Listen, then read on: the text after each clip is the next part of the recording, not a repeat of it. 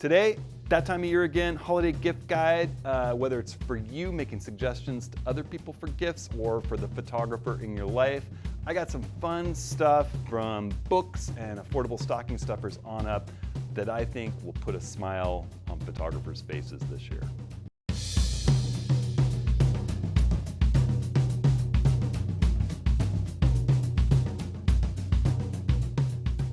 Well, hey everyone, happy holidays. Hudson here. Welcome to this gift guide video. Couple quick announcements before we launch in. Oh, first of all, I know I'm wearing this really dumb looking GoPro out of my chest, but that's gonna help me give you a little bit better close-up and hands-on view of some of the things I'm talking about, so just bear with me on that. It's the simplest way. Couple announcements. One, December 5th, 10 a.m. Pacific, we're gonna be having our office hours. Rick, David, Woody, Darren, and I we'll be going through your best images of 2023. It's a big live free photography get together on Zoom and YouTube Live. So sign up, pick your platform, and submit an image. Right here, you can click this link or go down in this video's full description or just run over to hudsonhenry.com/office hours. And we hope to see you there. Of course, we'll have that up in the live stream archive on YouTube. If you miss it, you can still check it out. Also, links to everything that I'm talking about here are down in this video's full description. There's actually a link over to hudsonhenry.com/ATSLinks. You can also click right here. And there are links to everything along with all the gear that I use and recommend. And at the end of this video, I'll have a little update on how that page is changing with links going out to your country for people that are international outside the United States to make it easier for you to use those links, as well as just updates that are going to make that whole site a little more updated and relevant with links to reviews where applicable. So talk to you about that later. All right, let's launch in. Let's talk a little bit about some of the stuff that I've got in this year's gift guide. So first of all, I really want to go into some photo books because I think as photographers working to grow our craft and practice, one of the best things we can do is look at other people's images. And I think that looking through books of photographers that can inspire us is one of the best ways to spend time as a photographer. And I know it helped launch my work early on. And actually in that vein, I want to bring back an old book that's one of my favorites, Galen Rowell's Mountain Light. And this is a group of essays by Galen Rowell, who was a photographer who inspired me from an early age in my own photography. There are beautiful images in this book, as well as an awful lot of great writing about his philosophy of photography and inspiration for photography. Particularly if you like to work in the outdoors, that's a book you ought to have on your shelf. Then here's a book, Andre Kurtz, and most of Andre's work was in black and white, a lot of small black and white prints. But my good friend Rick, who many of you know, gave me this book to look through this year, and it's a bunch of color Polaroids of his, taken at an interesting time in his life after he'd lost his lifelong partner, friend, and wife. And I think that if you run through this book, the beginning has kind of a wonderful story of that period and then his rediscovery of a new type of photography. And then when you look through the photos, I think if you read the text and you look through these photos, you'll find it really inspiring. He had a wonderful, unique eye, and this book is really beautiful, the Polaroids. So perfect little stocking stuffer. I think you can learn a lot from this Magnum Contact Sheets book. It has so many images, and the contact sheets that led the photographer to get to that particular image. Just looking at, it's mostly from film days. The Magnum agency is one of the world's premier photographic agency. It's by invite only. It's only the best photographers. And there are many very famous images in here of really famous people, and you can see what the photographer shot through their contact sheets on the way to the image. And there's just so much to be learned from that, which ones were selected, what images came before, what images came after. I think this book is just an invaluable one. It's almost like practicing as I look through it. And then this book was a gift. I do a lot of outdoor adventure and landscape work. There's a note from Rick still in it. But I'm awfully inspired by photographers of other disciplines. And one of those photographers who inspires me the most is Arnold Newman. His portraits of famous people were just incredible. And this book is a celebration of his life's work at what would have been his 100th birthday. And it is so beautifully printed and so it's the paper and the quality of the prints and the work is just inspiring. So for those who like printmaking, for those who like photography, for those who want to be inspired by great photographers, those are 4 really good book choices, in my opinion. All right, moving on, we're gonna get to some just generalized stocking stuffers, and I'll move from things that are a little more affordable, a little more stocking stuffery, into the realm of stuff that's a little more expensive or a larger, upgrade to your photographic arsenal, let's put it that way. And the first thing I'm gonna talk about, this is something I often advocate people use, and yet it seems like when I go out on workshops, people give me a kind of a blank stare when I talk about it. ROR, Residual Oil Remover, so the acronym's ROR.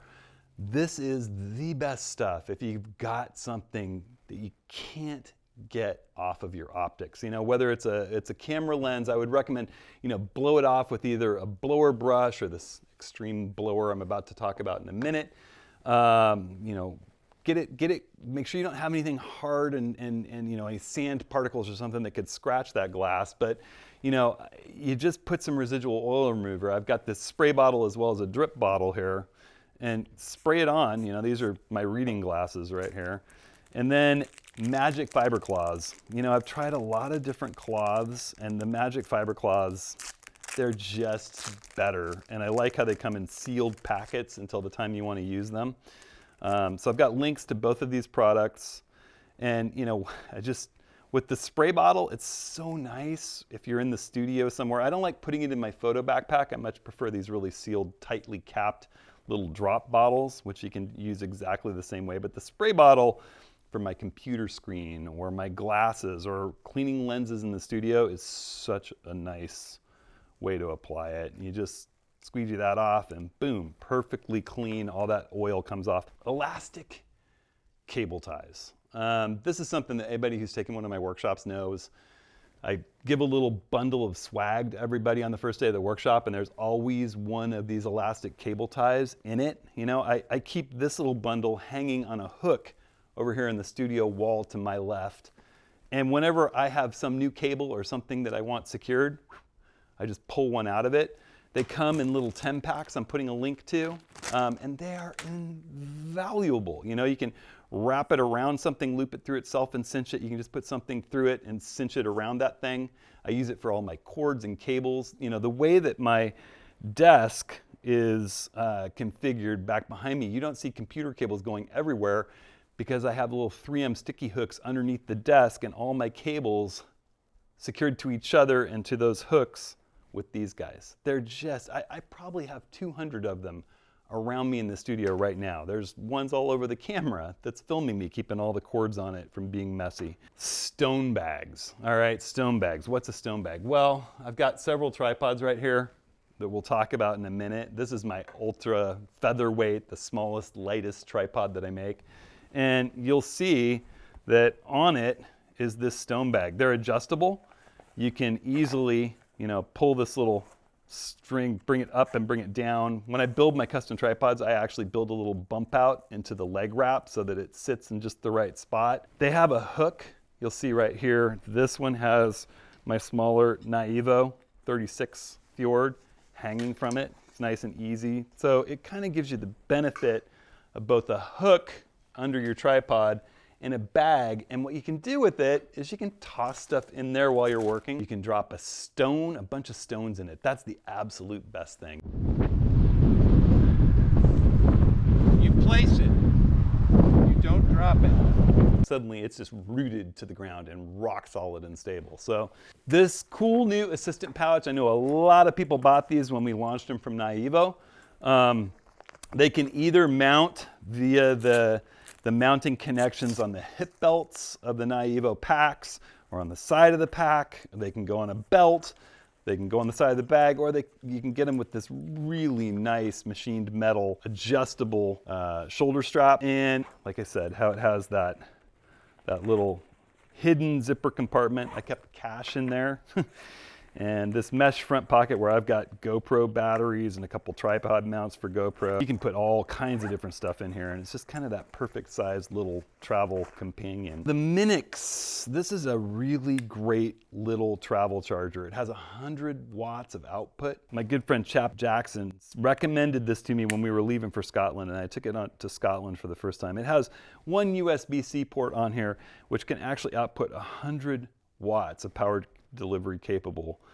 There's two of them actually. Either one on their own can deliver 100 watts or 100 watts combined.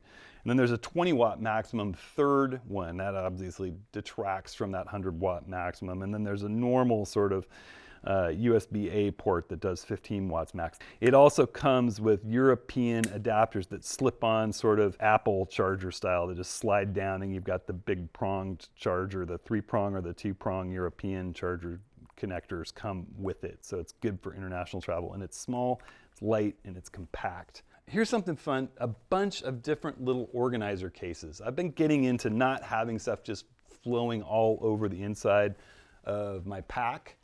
And Lowepro has actually come up with some really cool photo organizing compartments that you could stick inside your pack. This is a really nice memory card wallet. I've been sort of frustrated in that I had SD card wallets and CF Express card wallets. This one does double duty, and it holds a ton of cards. And I put the little micro SD cards in adapters in there as well. There's a small little kind of tool wrap. It's an accessories wrap. And I've really taken to putting some of my cleaning equipment in this. So I've got sensor wipes, I've got Zeiss wipes, a magic fiber cloth like we just talked about, some Allen wrenches, some sensor cleaning fluid, which is actually in a zipper compartment, so I can't lose those small items. And I've got my sensor magnifier and light all in there at the same time. This is their medium gear up collection from Lowepro. I like how they have these little removable boards. Like I got my Thunderbolt dock and some cables and hard drives all right there. You can see what's in there from the front. Which one of them is it? I've got, you know, another hard drive. There's more room to put cables and stuff. Another little hard drive all zips into that guy. That's just a nice little sort of memory and cable container, but you could do all kinds of different stuff. Keeps you better organized. They make a big one too, which I checked out. This one's really nice for larger accessories. Again, it has a pull-out board that has these nice padded little pockets. I find that my laptop's power brick fits in there, my charging cable, and then I've also got my really nice Logitech MX mouse in there. That all fits nicely just to kind of not have that stuff floating around in my laptop bag. Also, as I was experimenting around, I found this nice case by Manfrotto. This is called the Street Tech Organizer. And this one I like to keep in my camera bag. I've got some tools attached to another one of those little things. I've got a nice big cleaning cloth. I've got my remote control for the Z9. I've got a white balance connector, the Z9 spare battery. I've got spare lens caps. I've got spare body and lens butt caps, all in this one little nice organized thing that fits in the top compartment of my backpack. I'll show you that when we get to the backpack. You know, another one that I've used a lot and that I'm linking is Think Tank's cable management pouches. They make a bunch of different sizes of these. They're just kind of a big open bag. You can easily see what's inside. But another nice bag organizer. I like how Think Tank puts the business card slot there too, which is nice if somebody asks for a card or if you lose it. I got these just unbelievably light but expensive titanium tripod foot claws. Claws are great when you're out there in rocky, slick, you know, think a mossy, rock-strewn river. Perfect for rocky conditions. These claws that I use, one of them weighs significantly more than all three of these. These actually shave 1/4 pound. I know they're expensive, but you know, if you're looking for that prestige stocking stuffer and something that will save 1/4 pound of weight in the pack, those guys are pretty awesome. We still have the regular ones, which are much cheaper, as well as these Leofoto TFS spikes, which are so innovative to me. You know, you can pull this cap off. The rubber cap protects you if you're working in soft surfaces or you don't want to put a spike down on the surface. But when it gets dicey and you want a bit more grab, or you're working in sand, these stainless steel spikes just grab like you wouldn't believe. and they last. I've had this particular spike in the ocean, submerged in salt water, rinsed off at the end of the day, but not, to a level you would imagine, for years now. I've been using this for a couple of years, and it's been in the salt water on every single one of my workshops and in my own personal travels, and they hold up amazingly. So really good quality materials. This is another kind of a little bit of a prestige buy. This is VSGO's blower. I did a video on this recently, and I'll link it with the blower in the links. But you press and hold the button down on this and it fires up, and you can set 3 different levels. These little lights light up. 3 lights is full blast. And it puts out just an unbelievable amount of air. I'm going to use my Nikon ZF here as an example. Make sure it's turned off. Sensor's as locked as it gets. Hold that sensor, and I usually do it upside down like this, looking up at it above my head, but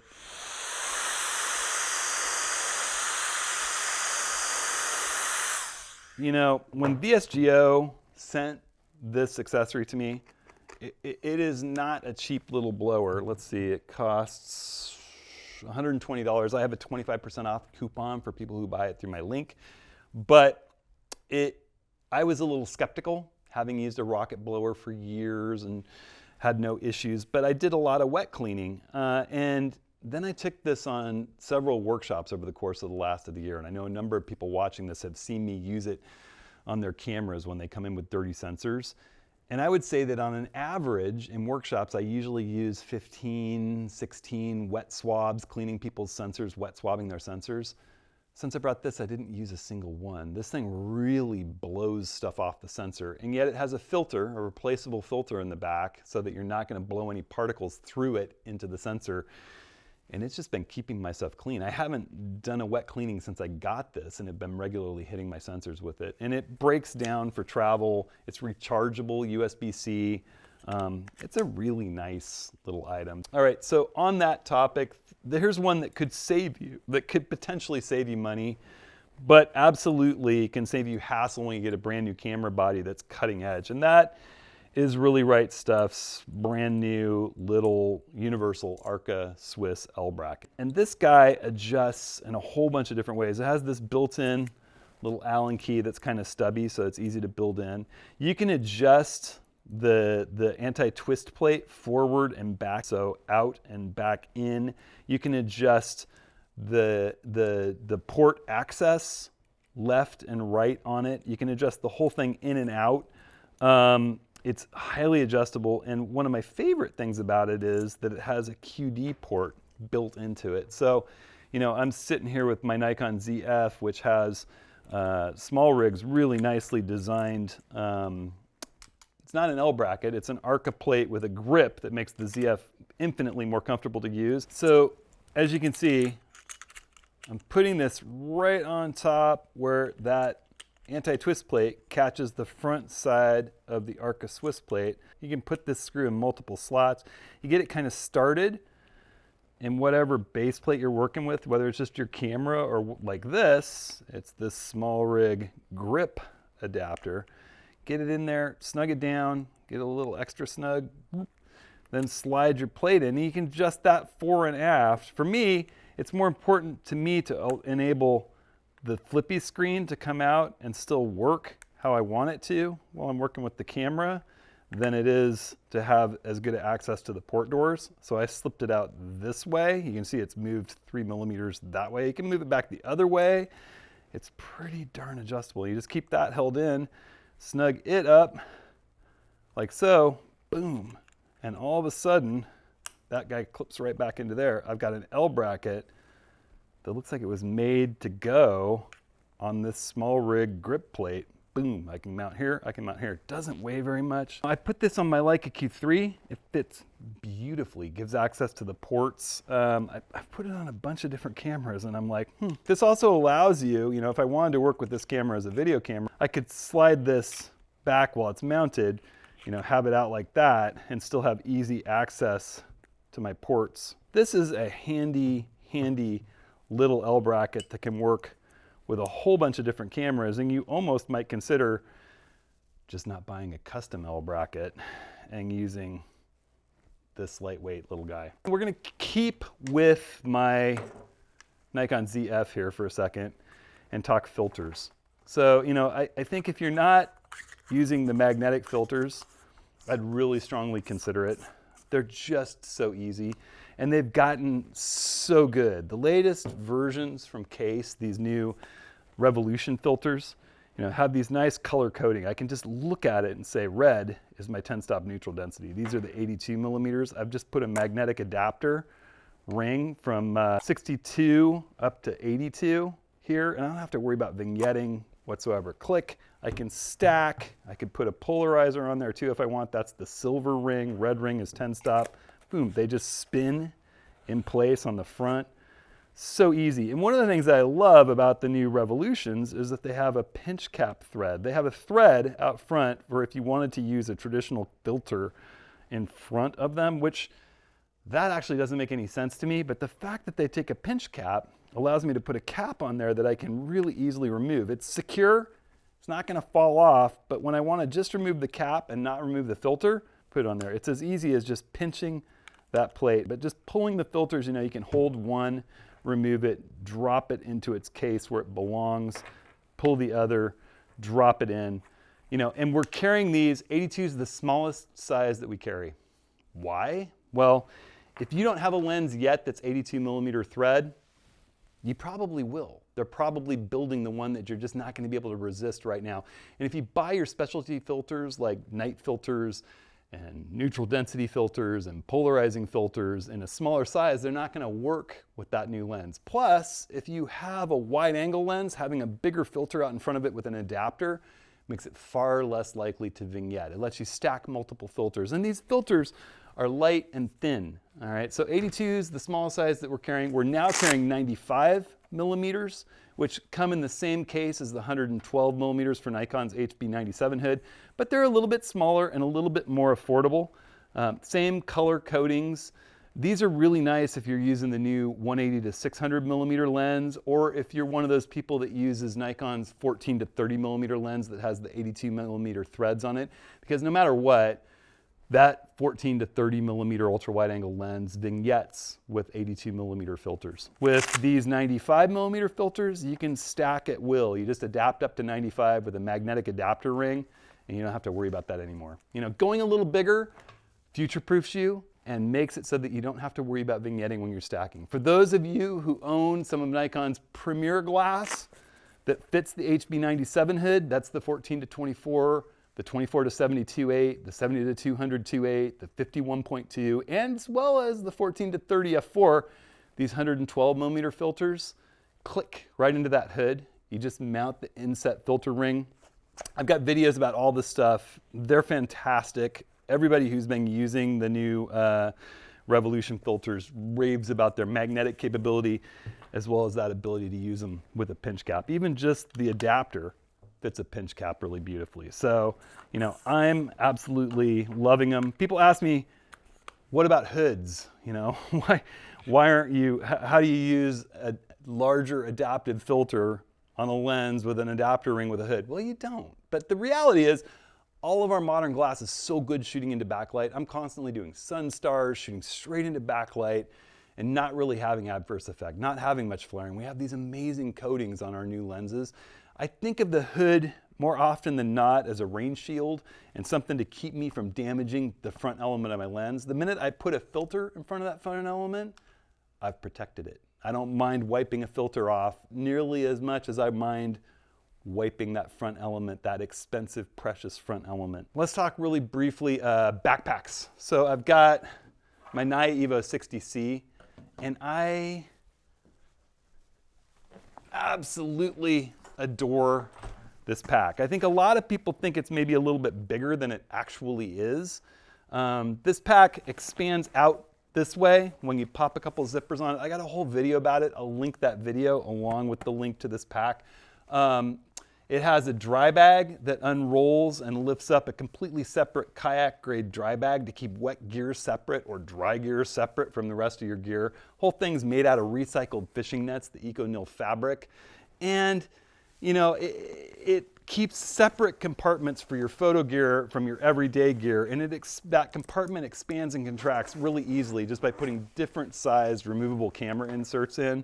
You know, my favorite removable camera insert that I use most of the time is this medium-sized one. All my gear in the top of the pack is separated by that zip-out divider that just drops down to whatever level of RCI you have in here. With the medium-sized one, I fit my Z9, my 100 to 400 millimeter lens, my 14 to 24, my 24 to 120, and I still have room for my pack of 112 millimeter filters along with Nikon's HB97 hood to use them with. You know, I keep the magnetic adapter rings in these nice zippered pockets in the back of the bag. The top of the bag is for my personal gear or any other photo gear I want to travel along with. And there's tons of other pockets for everything from laptops to hydration bladders with routing for hydration hoses. As I said, the pack expands this way, expands that way. It's to get up to 60 liters, but it's carry-on compliant. That's what the 60C stands for. This pack is the most comfortable, best designed pack that I have ever encountered for photography, bar none. And the NYA-EVO guys are amazing. We'll be doing video really shortly about them. I got together with them in Scotland for the first time in person because they're from Europe, and they are such cool guys with such a good ethos. They're wonderful. So their packs are great. Their designs are great. There's new stuff coming from them this year. It's exciting. So check out the NYA-EVO packs. If you don't have one, I think you'll love it. We'll talk about tripods really briefly.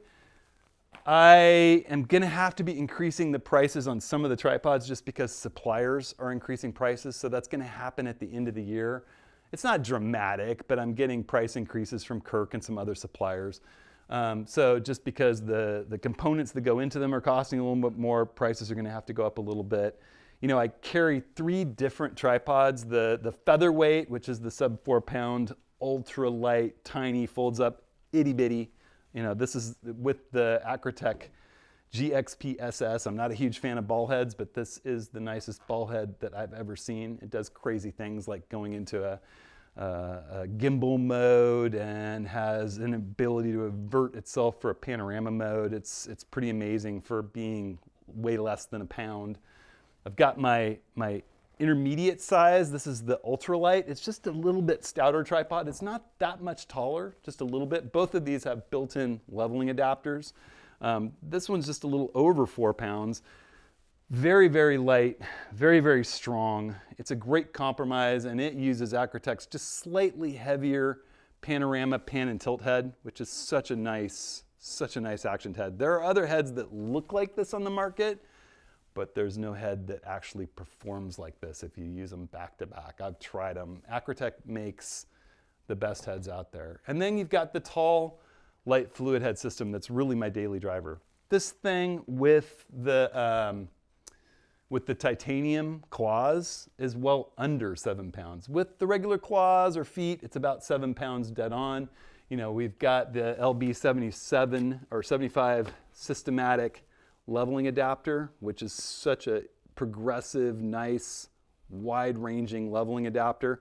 The whole system comes apart with so much ease for travel. You know, I just loosen that guy. I've got it torqued. There we go. Well, I'm trying to turn it the wrong way because that pulls off. I pack that separately. You know, you don't have to use it with the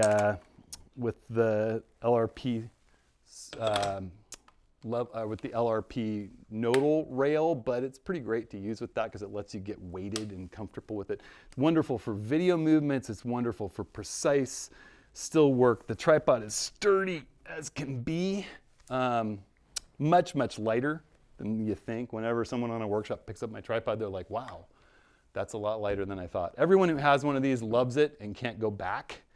You think, well, it's not that much taller than the others, but there's one whole leg extension that's not done yet. This thing gets really tall. And you know, I hear people say, well, why do I need such a tall tripod?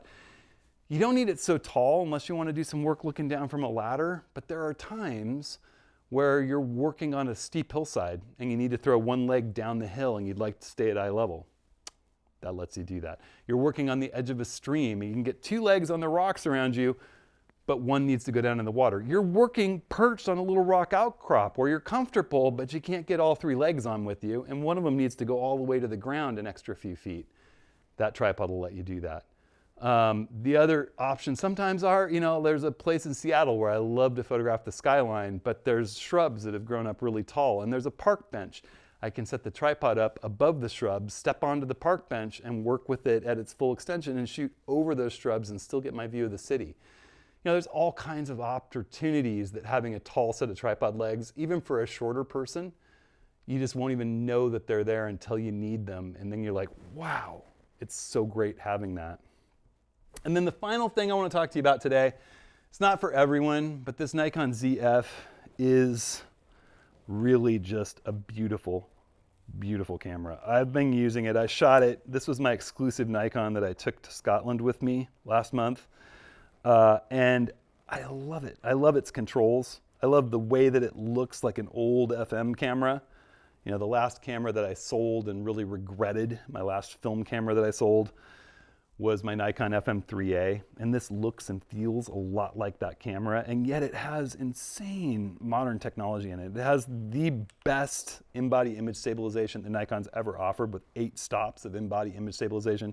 I have taken pictures handheld of waterfalls, not with extremely wide-angle lenses, mind you, with my 24-120 at even normal lengths, 50 millimeters at a half a second, and gotten razor-sharp images out of it where just the water is blurred. So handheld, slowed down waterfall shooting. It has the ability to put that in-body image stabilization wherever you happen to want on the sensor. So if your focus point is way over here, it's going to focus the in-body image stabilization down on that part of the sensor that you would prefer. So it actually will balance it up in the corner where the in-body image stabilization is focused on your focus point. That's crazy new tech. That's pretty nuts. It has manual focus eye detection. And that sounds strange, but what it actually does is it detects eyes when you're manually focusing, and it lets you pick which eye is most important to you, and then as you focus, it'll go green. You'll get a green square around that eye, and if you hit a program button to zoom in, like I like to program my OK button to do, pop, it goes straight into the eye, follows the eye, and lets you perfectly finally focus that eye before you shoot the manual focus shot. Pretty crazy cool technology, stuff that's never been there before.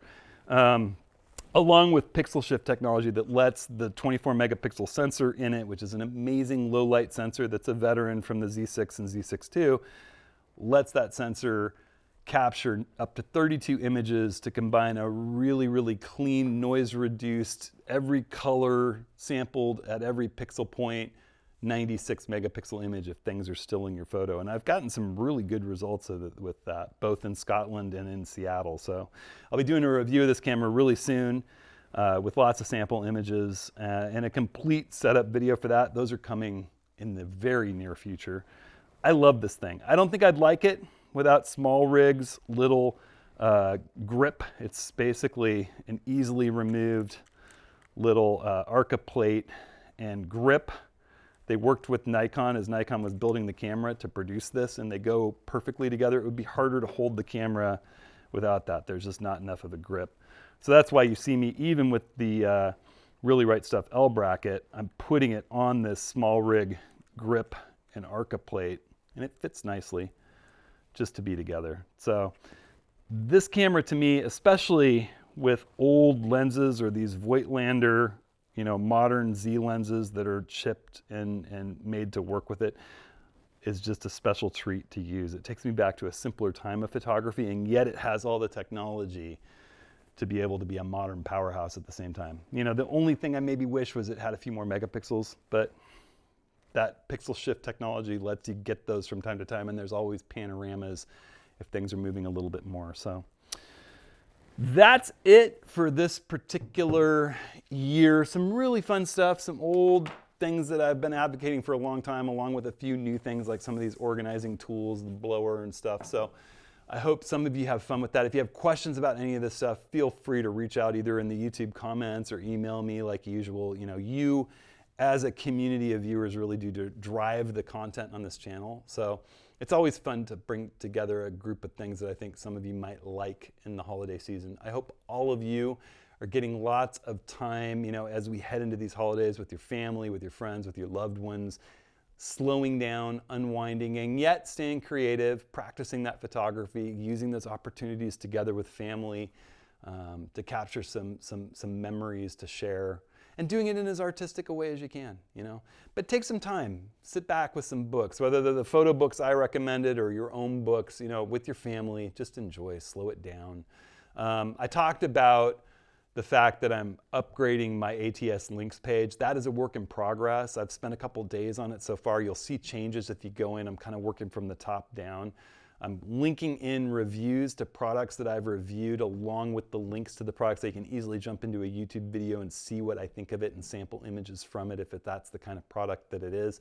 I'm also marking out what I'm actually using in today's age. Instead of just having a list of my stuff, it's like what my current kit is, and I'll keep that up to date. If I sell a lens or if I trade it out of active duty, I'll move it into, I've got a recommended list of gear that I've used, recommend, or tested, and that's separate from my gear that I'm currently using. And I'll do that throughout the site so you can see what I'm currently using in the day that you're up and running on it. So if you find any dead links there, if you have any suggestions, I mean, recognize I'm working on it through this holiday season into the beginning of the year, so it'll be changing as it goes. But if you have questions or comments, hit me up about that, and I hope you enjoy it. Alongside the fact that all of the Amazon links in there are now linked both to Canada, Australia, and most of Europe. If you click one of those Amazon links, it should take you to your home Amazon site and still give me credit for that purchase when you do affiliate work. And I really appreciate your support through using my links. So thanks again for that. I hope everyone's having happy holidays. I hope you're staying creative, staying safe, and we'll see you next week.